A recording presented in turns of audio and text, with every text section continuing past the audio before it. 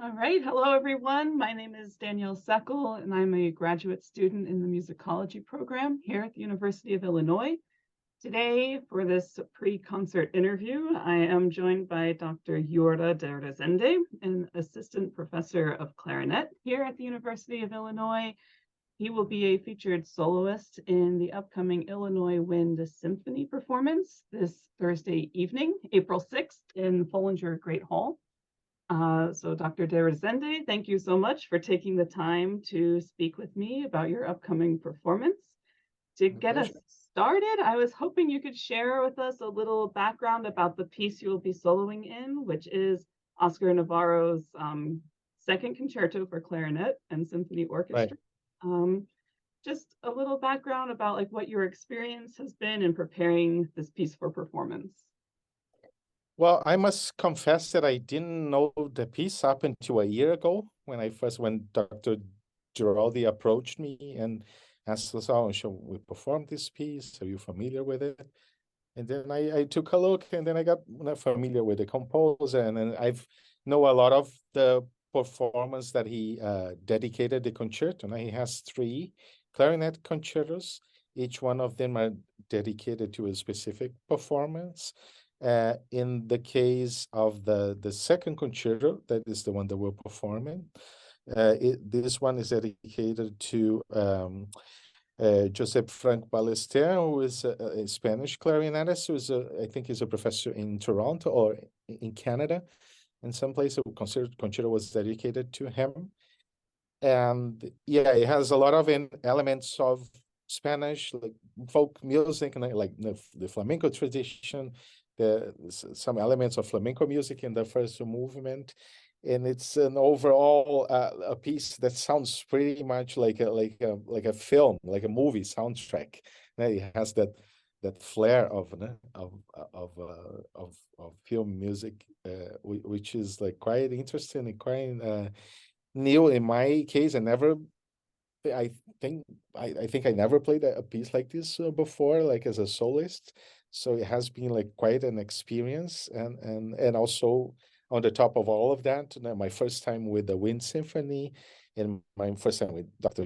Giraldi, since I just got here this year, just started working here at the University of Illinois.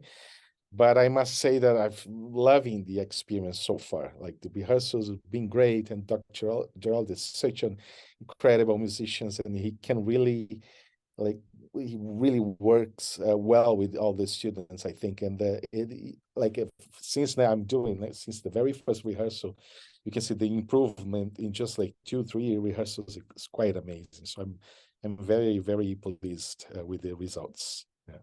A lot of firsts in this performance for you then. Exactly. Yeah. I think it's great that you brought up the cinematic nature of the piece. I was listening to it earlier today, and it's so interesting to me because it really covers a lot of ground in like 20 minutes musically, right? And I found it to be very evocative, almost like watching a movie, but just with the music in the background. So exactly, I was curious about your experience with this. Like, do you picture anything specific when you're playing it, or do you have like your own like cinematic movie happening in your mind while you perform? Well, I think I tend to go more like for the style and for the type of phrasing that I wanna do. So of course, like with the flamenco, and we do have a little experience like playing other composers that whenever, if you play in the fire, right, it's this kind of motives, they come all the time, so you're kind of familiar with the language, but they also, of course, Korsakov, Capricho Espanhol comes to mind, and all of these things, so you're kind of familiar with the language in the way it's supposed to be. And so I try to go for a phrasing that fits that style. And the other parts with the syncopation of the end of the first one, the end of the third movement, there's something that reminds me of, the piece that Bernstein wrote for clarinet and jazz band, the Prelude, Fugue, and Reefs. It remind me of that piece a little bit, the ending. So you have all those images and sound images that come to mind when performing. Oh, okay, I can I think this piece can use a little bit of that and a little bit of that. So that's how I try to create. I don't think I work as much like thinking in pictures in my mind, but I try to go like for the mood and for what kind of phrasing this specific mood evokes. So I think I can then work with that. That's how I approach it. Yeah. I'm sure that everyone in the audience will have their own interpretation of what it could be the soundtrack to. Right. What is it about this piece that you think lends itself so well to showcasing the clarinet as an instrument?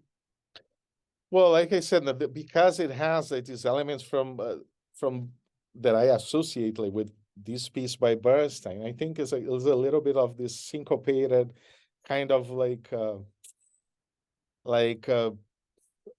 clarinet solos, from old big bands, things like that that I can associate with it.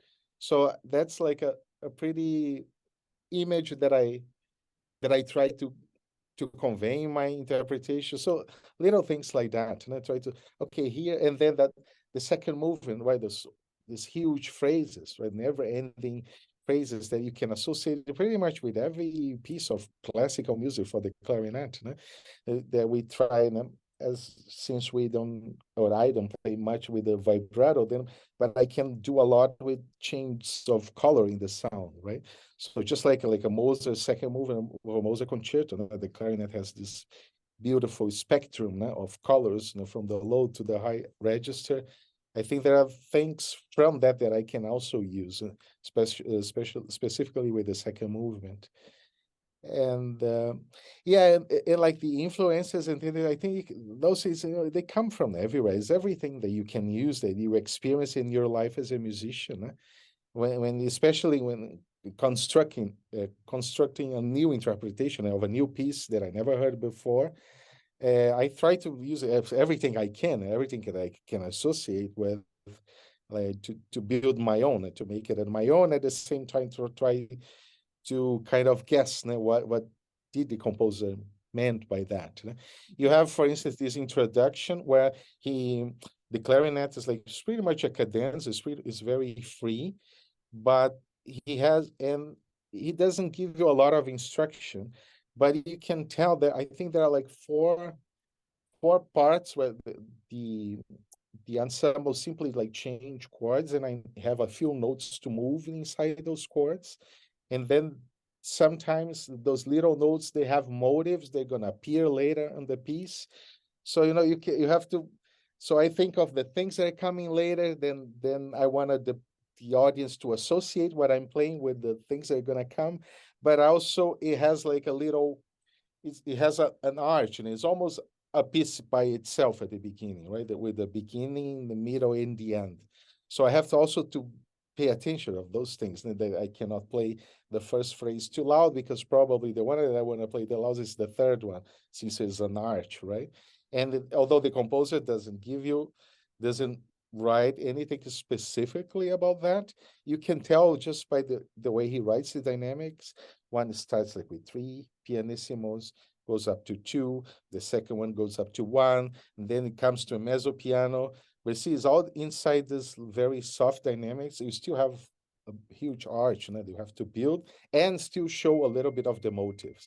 So there's all those things that come to mind. So you see, I think more like a concrete stuff, things that I can use it to make my interpretation more, I think, the way the composer would like to hear it. So, yeah. And you mentioned that this is your first time performing with the Wind Symphony. Is that correct? Can you talk a little bit about maybe differences in this experience compared to performing with other groups?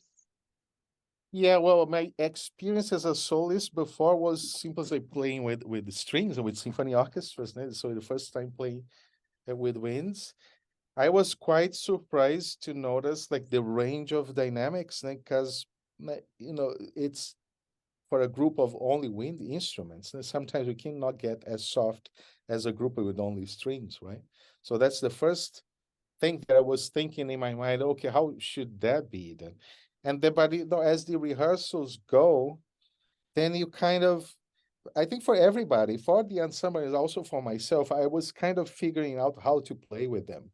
And then probably like if you compare the way we're rehearsing now to the first rehearsals, now I think we're like 2, 3 rehearsals after, I think we're playing with a lot of more of nuance, but also in my part.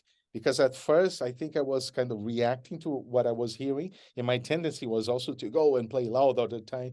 But then say, oh no, but actually, they're capable of doing nuances, and I'm incapable. So I'm because now I have a lot of more room, and also they respond to a lot of things that I do. So if I try to bring them down, they come with me, and of course with the influence of Dr. Giraldi, he's also his role in the middle to be the equalizer of the balance of all the music, and then you can tell us, oh, okay, it works like every other ensemble. There's really not a difference. It's just like a string ensemble. Now they're capable of doing, the excellent students. A lot of them are my own clarinet students, so I know a lot of them well, and I know they're capable of what they are capable of doing, and yeah, it has been very, very gratifying experience, I must say, and really not different of playing with any other ensemble. Yeah.